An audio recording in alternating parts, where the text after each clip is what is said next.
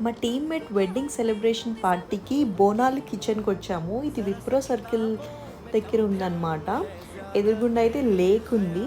మేమైతే Apollo fish, గోదావరిల్ల రొయ్యలు and కారం కోడి వింగ్స్ ఆర్డర్ చేసాము. అండ్ వెజ్ ప్లేటర్ కూడా ఆర్డర్ చేసాము. నాకైతే అపోలో ఫిష్ నచ్చింది. అండ్ కారం కోడి వింగ్స్ కూడా బాగానే ఉన్నాయి. బట్ ఈ ప్రాన్స్ అంతేం బాగాలేదు.